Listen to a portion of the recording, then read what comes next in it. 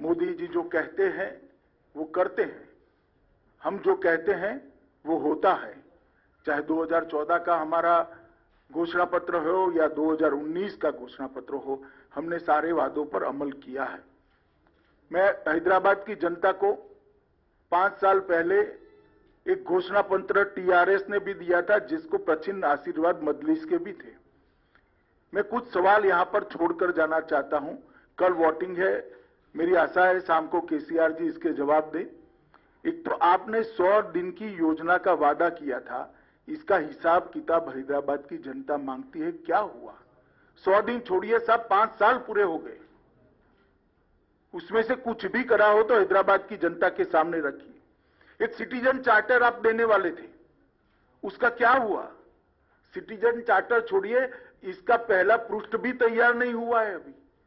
और रोजमर्रा के काम के लिए, गटर की सफाई के लिए, रोड की सफाई के लिए, रोड की स्ट्रीट लाइट के लिए हैदराबाद की जनता धक्के खा रही है। 32,000 से ज्यादा नल कलेक्शन गरीब बस्तियों में देने थे। हमने हिसाब किताब लगाया, हमारे कार्यकर्ताओं ने 20% से ज्यादा आप नहीं दे पाए हो। कब दोगे? वादा तो 5 साल का था। गरीबों के लिए 1 लाख घर बनाने थे, 1100 से ज्यादा नहीं बना पाए, जबकि मोदी जी ने 1,35,000 गरीबों के घर के लिए तेलंगाना को पैसा मुहैया करा है, मगर आप इंप्लीमेंट नहीं कर पाते हो। आपके फार्म हाउस से बाहर निकलकर सचिवालय में आओगे तभी तो शायद कभी इंप्लीमेंटेशन होगा। भूसी नदी के साथ साथ 42 किलोमीटर का 6 लेन रोड बनाना था। मेरा सभी मीडिया वालों को निवेदन है कि आपकी वैन जरा भूसी नदी के किनारे किनारे घुमाकर वो 6 लेन का रोड हैदराबाद की जनता को एक बार दिखा दीजिए जरा। हैदराबाद की जनता श्रीमान आपसे पूछती है कि वादों का क्या हुआ। 15 डंप यार्ड बनाने थे, एक डंप यार्ड का बोर्ड भी तो दिखा दीजिए। कहां गए वो 15 डंप यार्ड? 4 प्रेक्षागृह रविंद्र भारती की तर्ज पर आप बनाने वाले थे, क्या हुआ? 10,000 करोड़ की एक योजना लेकर आए थे आप, कहां गया 10,000 करोड़? कब खर्च किया? म्युनिसिपल कॉर्पोरेशन के बजट का योग भी बना ले तो इतना नहीं होता है। एक हुसैन सागर को स्वच्छ तालाब बनाने का, एक स्वच्छ स्पॉट बनाने का, टूरिस्ट स्पॉट बनाने का वादा किया था। मैं अभी अभी हुसैन सागर के पास से आया हूं, आप हर रोज जाते हैं, मैं इसके बारे में कोई और टिप्पणी नहीं करना चाहता। गांधी और उस्मानिया हॉस्पिटल की तर्ज पर 4 नए अस्पताल बनाने, हमें तो दिखाई नहीं दिए। मोदी जी ने एम्स में मेडिकल कॉलेज दिया, मजदूरों की जो अस्पताल है इसमें भी मेडिकल कॉलेज दिया, और अस्पतालों को कंप्लीट करने का काम मोदी जी ने किया। अरे साहब वो तो छोड़िए, आपने कुछ नहीं किया। मोदी जी ने एक आयुष्मान भारत योजना लाए हैं, जिसमें हैदराबाद के अर्बन गरीब के लिए 5 लाख रुपए की पूरी हेल्थ का खर्चा भारत सरकार उठाने वाली है। आपने पॉलिटिकल रीजन से मोदी जी हैदराबाद में लोकप्रिय हो जाए इसलिए उसका भी इंप्लीमेंटेशन नहीं किया, और हैदराबाद के गरीब को आपने 5 लाख रुपए के स्वास्थ्य योजना से महरूम रखा है।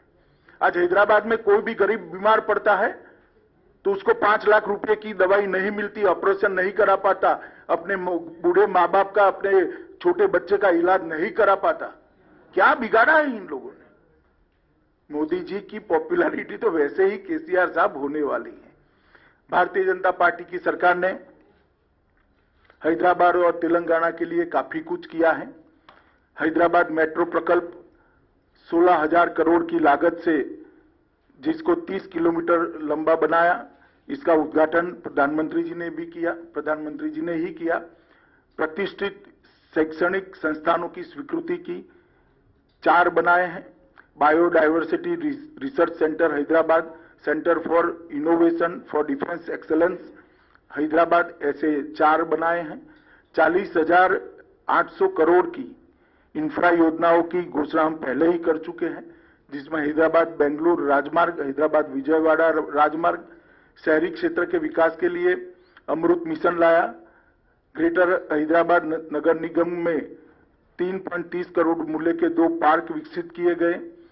जीएचएमसी की लिए क्रेडिट रेटिंग की पूरी करने के लिए हमने इनिशिएटिव लिया।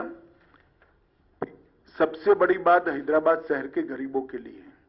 अभी अभी कोरोना काल के बाद Modi ji PM street vendor योजना लेकर आए। ये पीएम स्ट्रीट वेंडर योजना गरीब रेडी वालों के लिए है। और मुझे कहते हुए आनंद होता है कि सबसे ज्यादा पीएम स्ट्रीट वेंडर योजना का फायदा अगर किसी एक राज्य को मिला है तो तेलंगाना को मिला है। 3 लाख लोगों को पीएम स्ट्रीट वेंडर योजना के तहत लोन देने का काम किया गया और सबसे ज्यादा किसी बड़े शहर में दिया गया है तो हैदराबाद को दिया गया है। 30,000 से ज्यादा पीएम स्ट्रीट वेंडर के लोन दिए गए। लगभग और 72 किलोमीटर लंबी रेल परियोजना मेट्रो की लागू हो रही है। इसके अलावे हैदराबाद के लिए पहले पासपोर्ट की बहुत बड़ी दिक्कत थी, अब पूरी व्यवस्था को प्रोफेशनलाइज कर दिया गया है और सारा काम टेक्नोलॉजी कर एक अद्यतन पासपोर्ट ऑफिस यहां पर बनाने का काम किया है। और इसके साथ साथ हैदराबाद के अंदर ये आईटी का बड़ा हब है। देश भर के युवाओं के लिए मोदी जी ने ढेर सारे योजनाएं और ढेर सारे प्लेटफॉर्म उपलब्ध कराए हैं।